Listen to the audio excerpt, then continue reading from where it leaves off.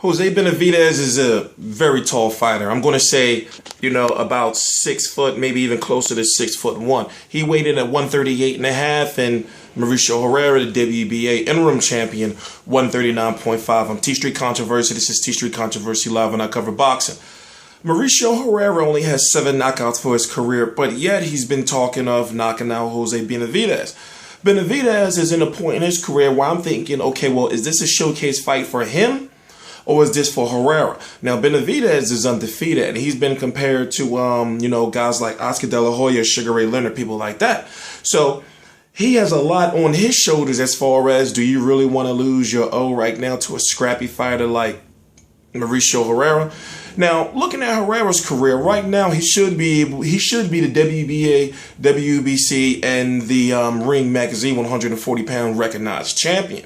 And especially after what happened with him and Danny Garcia, this is now his second fight since then. He fought Johan Perez on the undercard of Canelo versus Lara. Now he's fighting this.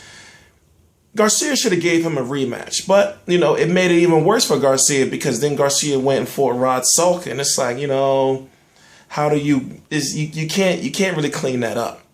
By the way, I'm T Street Controversy. This is T Street Controversy Live. I cover every single major fight live. So moments after this goes off, I'm going to be here. Now, this fight, Herrera versus Benavidez, is going to be on the undercard of Bradley versus Chaves. You're going to have Bradley versus Chaves, Corrball versus Lee, and then then Herrera versus Benavidez.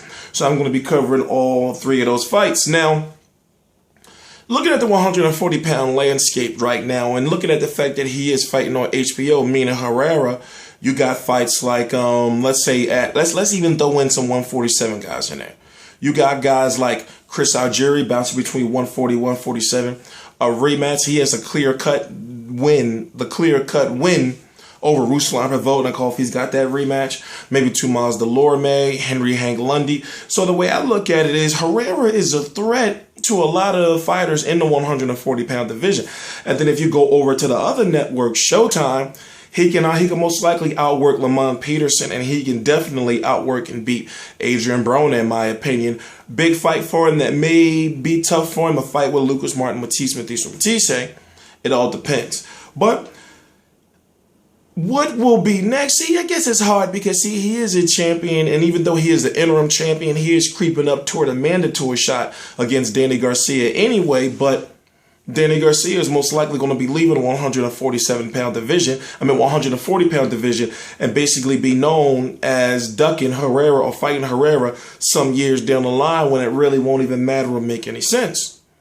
Whatever the case may be, this fight is probably going to be the most exciting fight, could be the most exciting fight of the night. I'm talking about Herrera versus Benavidez, because you got Benavidez, like I said, I believe he's being showcased to beat Mauricio Herrera, but Herrera has the work, the experience, and the work ethic and the output to defeat this kid.